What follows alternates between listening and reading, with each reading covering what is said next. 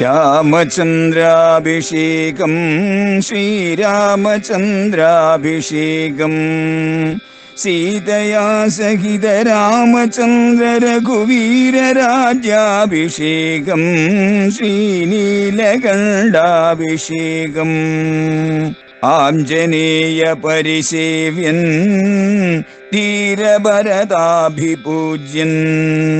വീരലക്ഷ്മണ കുമാര ശത്രുഘ്ന സോദരാർച്ചിത പദാബ്ജൻ ശ്രീനീലകണ്ഠ ഹൃദയേശൻ രാമചന്ദ്രാഭിഷേകം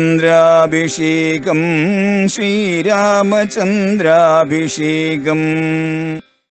ലോകത്തെ മുഴുവൻ തൻ്റെ സൗന്ദര്യത്താലും തൻ്റെ കാന്തിയാലും തൻ്റെ സ്വഭാവ മഹിമയാലും ആകർഷിക്കുന്നവൻ ആരാണ് എന്ന് ചോദിച്ചു കഴിഞ്ഞാൽ ഭൗതിക തലത്തിൽ നിന്നിട്ട് അധ്യാത്മതലത്തിലേക്ക് കടന്നു ചെല്ലുമ്പോൾ അത് പരമാത്മാവ് തന്നെയാണ്. ഈ പ്രപഞ്ചത്തിലെ സൗന്ദര്യത്തിന്റെ മുഴുവൻ ആകത്തുക അത് പരമാത്മാവാണ്. പരമാത്മാവ് സൗന്ദര്യമാണ്. ആ പരമാത്മാവിന്റെ ചൈതന്യം ഈ പ്രപഞ്ചത്തിൽ ശരീരം ധരിച്ച് കഴിയുന്ന ആളുകളിൽ ആരിലാണോ ഭംഗിയായി പ്രകാശിക്കുന്നത്, സാത്വിക ഗുണസമ്പന്നരിലാണ് ആ പ്രകാശം, ആ തേജസ് ദൃശ്യമായി തീരുക. അവരാണ് പ്രിയദർശനായിട്ടുള്ളയാൾ. അപ്പോ ആ പരമാത്മ തത്വം വരെ ആ വാക്കിന്റെ അർത്ഥം ചെല്ലുന്നത് നമുക്ക് വളരെ എളുപ്പത്തിൽ കാണാൻ കഴിയും. ആത്മവാനായിട്ടുള്ള മനുഷ്യൻ ആരാണ്? തന്റെ മനസ്സിനെ സമ്പൂർണമായിട്ടും തന്റെ നിയന്ത്രണത്തിന് കീഴിൽ നിർത്തിയിരിക്കുന്നവൻ. മനസ്സ് ഒരു കുരങ്ങാണ് എന്ന് പണ്ടുപണ്ടേ തന്നെ ആളുകൾ പറയാറുണ്ട്, പ്രസിദ്ധമാണത്. കുരങ്ങിന്റെ സ്വഭാവം ചഞ്ചലതയാണ്. അത് ഒരു വൃക്ഷശിഖരത്തിൽ നിന്ന് വേറൊരു വൃക്ഷശിഖരത്തിലേക്ക് ചാടിക്കൊണ്ടിരിക്കും. ഇത് തന്നെയാണ് മനസ്സിന്റെയും സ്വഭാവം. മനസ്സിനെ നാം ഒന്ന് ശ്രദ്ധിച്ചു നോക്കിയാൽ അറിയാം. നാം അറിയാതെ തന്നെ ഒരു വിഷയത്തിൽ നിന്ന് വേറൊരു വിഷയത്തിലേക്ക് അതിങ്ങനെ പറന്നു പോകുന്നു. ചഞ്ചലത അതിന്റെ സ്വഭാവം. അതുകൊണ്ട് ഏതെങ്കിലും ഒരു കാര്യത്തിൽ ഒരു നാമത്തിൽ മനസ്സിനെ ഏകാഗ്രപ്പെടുത്തുക എന്ന് പറയുന്നത് അത്ര എളുപ്പമുള്ള കാര്യമല്ല. ഏറെ കാലത്തെ ശ്രദ്ധാപൂർവമായിട്ടുള്ള അഭ്യാസം വേണ്ടിവരും. എങ്കിൽ മാത്രമേ മനസ്സ് അചഞ്ചലമായിട്ട് ഒരിടത്ത് നിൽക്കുകയുള്ളൂ. നമ്മുടെ മനസ്സിനെ അതിന്റെ ചാഞ്ചല്യങ്ങൾ അകറ്റിയിട്ട് അതിനെ ഏകാഗ്രപ്പെടുത്തുവാനുള്ള ഒരു കരുത്ത് മനസ്സിന് പകരാൻ, ആ കരുത്ത് നമുക്കും പകരാൻ വേണ്ടിയുള്ള പരിശ്രമങ്ങളാണ് ഭാരതീയ കലയും ചെയ്യുന്നത്. കലാസ്വാദത്തിലൂടെ മനസ്സിനെ ഏകാഗ്രപ്പെടുത്തുവാനുള്ള പരിശീലനം നമുക്ക് നൽകുന്നു. അത് ചിത്രമായാലും ശില്പമായാലും സംഗീതമായാലും സാഹിത്യമായാലും നാട്യമായാലും ചെയ്യുന്നത് നമ്മുടെ മനസ്സിനെ ഏകാഗ്രപ്പെടുത്തുവാനുള്ള അതിശക്തമായിട്ടുള്ള സമർത്ഥമായിട്ടുള്ള പരിശീലനം. മനസ്സിനെ ഏകാഗ്രപ്പെടുത്താൻ അത് പരിശീലിപ്പിക്കുന്നു എന്നുപോലും നമുക്ക് തോന്നില്ല. ആ പ്രകാരത്തിൽ സ്വാഭാവികമായിട്ട് മനസ്സിനെ ആ കലയുടെ അനുഭൂതിയിൽ അത് കൊണ്ടുപോയി ഉറപ്പിച്ചു നിർത്തുന്നു. കലയുടെ പരമമായ അനുഭൂതി രസമാണ്. ആ രസം പരമാത്മാവുമാണ്. അത് നമ്മൾ ഇന്നലെയും ഒന്ന് ചിന്തിച്ചതാണ്. അങ്ങനെ നമ്മെ പരമാത്മാവിലേക്ക് നയിക്കാൻ ഭാരതീയ കല പ്രയോജനപ്പെടും. ഭാരതീയ കല മാത്രമേ ഉള്ളൂ. ബാക്കി കലകൾ, ആ കലകളെ, പാശ്ചാത്യമായ കലകൾ, ആ കലകളെ അനുകരിച്ച് അതല്ലെങ്കിൽ അതിന്റെ സ്വാധീനത്തില് വളരുന്ന ഇന്നത്തെ പല കലാപ്രവർത്തനങ്ങളും മനസ്സിന്റെ ഏകാഗ്രതയെ ഭഞ്ജനം ചെയ്യാനാണ് പ്രയോജനപ്പെടുന്നത്. അതിനെ മനസ്സിന്റെ അചഞ്ചലാവസ്ഥയെ ചിതറിച്ച് കളയുന്നു. ഭൗതികമായ പലതിന്റെയും പിന്നാലെ ഓടി നടക്കാനായിട്ട് അതിനെ പ്രേരിപ്പിക്കുന്നു. എന്നാൽ ഭാരതീയ കലാ പാരമ്പര്യത്തിന്റെ അതിശക്തമായ സ്വാധീനം നമ്മുടെ കലാകാരന്മാരിലും നമ്മിലും ആസ്വാദകരായ നമ്മിലും ഒക്കെ ഉള്ളതുകൊണ്ട് നമ്മുടെ കലകൾ ഇന്നും പൂർണ്ണമായും ആ മനസ്സിനെ ചിതറിക്കുന്ന പാശ്ചാത്യ കലാസമ്പ്രദായങ്ങൾക്ക് പൂർണ്ണമായും കീഴടങ്ങിക്കൊടുക്കാതെ നമ്മുടെ ഭാരതത്തിൻ്റെതായ ആ ഒരു തപോധന്യമായ സമ്പ്രദായത്തിൽ ഏകാഗ്രതയിലേക്ക് ഒതുക്കി നിർത്താൻ പല പ്രകാരത്തിലും നാം അറിഞ്ഞും അറിയാതെയും തന്നെ അത് രൂപപ്പെടുത്തുന്നു. അങ്ങനെ കല എന്നുള്ളത് പോലും ഏകാഗ്രതയിലേക്ക് കൊണ്ടുവരാനുള്ളതാണ്. അപ്പോൾ നമ്മുടെ മനസ്സ് നിയന്ത്രണ വിധേയമാകും.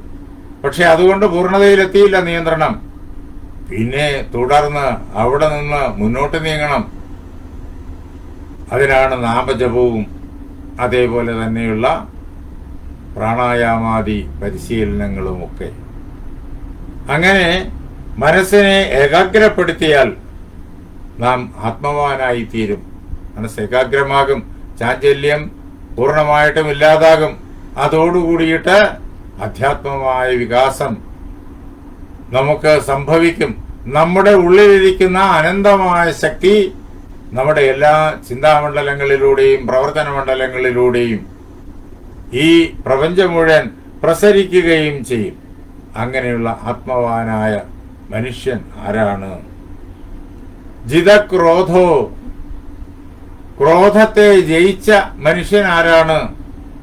ക്രോധം ഈ ലോകത്തിൽ മനുഷ്യരെ കൊണ്ടും മറ്റ് ജീവജാലങ്ങളെ കൊണ്ടും അപകടകരമായ കർമ്മങ്ങൾ ചെയ്യിക്കുന്നു, ഘോരമായ കർമ്മങ്ങൾ ചെയ്യിക്കുന്നു. ക്രോധം ഏറ്റവും വലിയ ശത്രുവാണ്.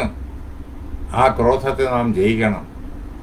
ക്രോധത്തെ ജയിച്ചാൽ മാത്രമേ ജീവിതത്തിൽ വിജയം കൈവരിക്കാനായിട്ട് സാധിക്കുകയുള്ളൂ. അങ്ങനെ ക്രോധത്തെ ജയിച്ചയാളാര്? എത്ര കണ്ട് അപകാരം ചെയ്താലും ക്രോധിക്കാതിരിക്കുന്ന, അങ്ങേയറ്റം ശാന്തനായിരിക്കുന്ന, ആ അപകാരം ചെയ്തവർക്ക് അപകാരത്തിന് പകരമായി പ്രത്യുപകാരം ചെയ്യുന്ന മനുഷ്യൻ ആരാണ്? അതാണ് ജിതക്രോധോ. സാധാരണ മനുഷ്യർക്ക് സാധ്യമല്ല. ചെറിയ ചെറിയ പ്രശ്നങ്ങൾ ഉണ്ടായാൽ തന്നെ ക്രോധിക്കും. എന്നിട്ട് വൈരനിര്യാതനത്തിന് പുറപ്പെടും. ഇനിയോ പ്രശ്നങ്ങൾ പോലും ഉണ്ടാകണ്ട, പ്രശ്നങ്ങൾ ഉണ്ടാകാമെന്ന് സങ്കല്പിച്ച് ക്രോധിക്കും. അതാണ് മനുഷ്യ മനസ്സിന്റെ ചഞ്ചലാവസ്ഥ. അങ്ങനെ ക്രോധത്തെ ജയിച്ചവൻ അവൻ സാധാരണക്കാരനല്ല. അങ്ങനെ ക്രോധത്തെ ജയിച്ചവൻ ആരാണ്? ആത്മവാൻ കോ ജിതക്രോധോ ദ്വിതിമാൻ കോ അനസൂയക. ദ്വിതിമാൻ, കാന്തിയോടുകൂടിയവൻ, ആരെയും ആകർഷിക്കുന്നതായ രൂപഭംഗിയോടുകൂടിയവൻ, ആകർഷകത്വം. കാന്തം എങ്ങനെ ആകർഷിക്കുന്നു അതേ പ്രകാരത്തിൽ ആകർഷിക്കുന്നതായ തേജസ്സോടുകൂടിയവൻ. അങ്ങനെയുള്ളതായ തേജസ്, ആകർഷിക്കുന്ന തേജസ്. ചന്ദ്രന് നമ്മയെല്ലാം, നമ്മുടെ ഹൃദയങ്ങളെല്ലാം ആകർഷിക്കുന്ന തേജസ്സുണ്ട്. അതേ പ്രകാരത്തിൽ നമ്മയെല്ലാം ആകർഷിക്കുന്ന തേജസ് ഉള്ളത് ആർക്കാണ്? അത് ശരീരത്തിന്റെ പ്രത്യേകതയാണ്, മനസ്സിന്റെ പ്രത്യേകതയാണ്, പ്രാണങ്ങളുടെ പ്രത്യേകതയാണ്, ബുദ്ധിയുടെ പ്രത്യേകതയാണ്. ഇങ്ങനെ ഒരു വ്യക്തിയിലുള്ള സർവ ഗുണങ്ങളുടെയും ആ ഒരു ഒത്തൊരുമ കൊണ്ടാണ് അങ്ങനെയുള്ളതായ അലൗകിക കാന്തിവിശേഷം വന്നു ചേരുക. അതാണ് ആത്മവാൻകോ ജിതക്രോധോ ദ്വിതിമാൻ. ദ്വിതിമാനായിട്ടുള്ള കാന്തിയോടുകൂടിയവൻ ആരാണ്? പിന്നെയോ കോ അനസൂയക. അസൂയയില്ലാത്തവൻ ആരാണ്? മറ്റുള്ളവരോട് ഒരു പ്രകാരത്തിലും അനിഷ്ടം, മാത്സര്യം, പക ഇത്യാദികൾ, മറ്റുള്ളവരെ ഏതെങ്കിലും പ്രകാരത്തിൽ ബുദ്ധിമുട്ടിക്കാനുള്ളതായ ആഗ്രഹം, മറ്റുള്ളവർ തന്നെക്കാളും മോശക്കാരായിരിക്കണം എന്ന നിർബന്ധ ബുദ്ധി, ഉള്ളിലുള്ള നിർബന്ധ ബുദ്ധി, ഇതൊന്നുമില്ലാതെ ലോക നന്മയെ തന്നെ നിരന്തരം ആഗ്രഹിക്കുന്നവൻ, ഓരോ ജീവിയും ശ്രേയസിന്റെ ഉയർന്ന പടികളിൽ തന്നെ എത്തിച്ചേരണമെന്ന് ആഗ്രഹിക്കുന്നവൻ, അതാണ് അസൂയയില്ലാത്ത മനുഷ്യൻ. അങ്ങനെയുള്ള മനുഷ്യൻ ആരാണ്? അനേകം ഗുണഗണങ്ങളുടെ പട്ടിക വാൽമീകിയുടെ നമ്മെ കേൾപ്പിച്ചു. കൊന്വസ്മിൻ സാമ്പ്രതം ലോകേ ഗുണവാൻ കശ്ച വീര്യവാൻ ധർമ്മജ്ഞശ്ച കൃതജ്ഞശ്ച സത്യവാക്യോ ദൃഢവ്രത ചാരിത്രേണ ച കോ യുക്തഃ സർവഭൂതേഷു കോ ഹിത വിദ്വാൻ കസമർത്ഥശ്ച കശ്ച ഏകപ്രിയദർശനഃ ആത്മവാൻ കോ ജിതക്രോധോ ദ്വിതിമാൻ കോ അനസൂയക. ഇങ്ങനെ ആ ഗുണഗണങ്ങളുടെ പട്ടിക. ഇനി ഇതാ അടുത്ത വേറൊരു കാര്യം കൂടി പറയണു. കസ്യ ബിഭ്യതി ദേവാശ്ച ജാതരോഷസ്യ സംയുഗേ. അധർമ്മത്തിന് എതിരെ പോരാടുന്ന സ്വഭാവം അത് ശ്രേഷ്ഠ വ്യക്തിത്വത്തിന്റെ പ്രതീകമാണ്. അധർമ്മത്തെ സഹിക്കില്ല, ആ അധർമ്മത്തിനെതിരെ പോരാടും. പോരാടാൻ വേണ്ടിയിട്ട് ഏതറ്റം വരെയും പോകും. മധുരമായ വാക്കുകൾ കൊണ്ട്, സാന്ത്വനം കൊണ്ട്, അതേപോലെ തന്നെ ഉപദേശം കൊണ്ട് ഒക്കെ അധർമ്മത്തെ ഇല്ലാതാക്കാൻ ആദ്യം നോക്കും. അങ്ങേറ്റം അഹിംസാത്മകമായ മാർഗങ്ങളിലൂടെയാണ് അധർമ്മത്തെ ദൂരീകരിക്കാൻ ശ്രമിക്കുന്നത്. അധർമ്മം ചെയ്യുന്ന ആളിനോട് ഒരു വിരോധവും ഇല്ല. ആ ആളിനെ അഹിംസാത്മകമായ വാക്കുകളിലൂടെ ശരിയും തെറ്റും വേർതിരിച്ച് കാട്ടിക്കൊടുത്ത് ധർമ്മത്തിന്റെ മാർഗത്തിലേക്ക് കൊണ്ടുവരാനായി ശ്രമിക്കും. അങ്ങനെ വളരെയേറെ ആളുകളെ മാറ്റിയെടുക്കാൻ സാധിക്കുകയും ചെയ്യും ജീവിതത്തിൽ. പക്ഷേ അപൂർവം ചിലരുണ്ട്, രാക്ഷസീ ബുദ്ധികൾ. ഒരു പ്രകാരത്തിലും അധർമ്മത്തെ ഉപേക്ഷിക്കില്ല, ധർമ്മത്തെ സ്വീകരിക്കുകയുമില്ല. അങ്ങനെ വരുമ്പോഴോ അവർ നിരന്തരം അധർമ്മം പ്രവർത്തിക്കും. ആ അധർമ്മ ചിന്തയാൽ ലോകത്തെ മുഴുവൻ അപായപ്പെടുത്തും. ലോകത്തിന് ദുഃഖവും വിനാശവും വിതറും. അങ്ങനെയുള്ളവരെ ആയുധം കൊണ്ട് തന്നെ തടയേണ്ടി വരും. അങ്ങനെ അധർമ്മത്തെ നിവാരണം ചെയ്യാൻ മറ്റെല്ലാ മാർഗങ്ങളും അസഫലമാണ് എന്ന് തെളിയുമ്പോൾ കോപാക്രാന്തനായിട്ട്, ജാതരോഷസ്യ കോപാക്രാന്തനായിട്ട് പടവില്ലുമെടുത്ത് പട നിലത്തിൽ ഇറങ്ങി നിൽക്കുന്ന ആരെ കണ്ടിട്ടാണോ ദേവന്മാർ പോലും ഭയന്ന് വിറച്ചു പോകുന്നത്? കസ്യ ബിഭ്യതി ദേവാശ്ച ജാതരോഷസ്യ സംയുഗേ. ദേവന്മാരെ പോലും ഭയപ്പെടുത്തുന്നത് ആ യുദ്ധ വൈദഗ്ധ്യം. അങ്ങനെയുള്ള ആള് മനുഷ്യരെ മാത്രമല്ല, മനുഷ്യരായിട്ടുള്ള അധർമ്മനിഷ്ഠരെ മാത്രമല്ല അവര് വേണ്ടി വന്നു കഴിഞ്ഞാൽ ബലം കൊണ്ട് കീഴ്പ്പെടുത്തുക. ദേവന്മാർ അധർമ്മം പ്രവർത്തിച്ചാൽ പോലും അവർ ആയുധം കൊണ്ട് മറ്റ് സമാധാനത്തിന്റെ മാർഗങ്ങളില്ലാതെ വരുമ്പോൾ അവർ അധർമ്മത്തെ ദൂരീകരിക്കും.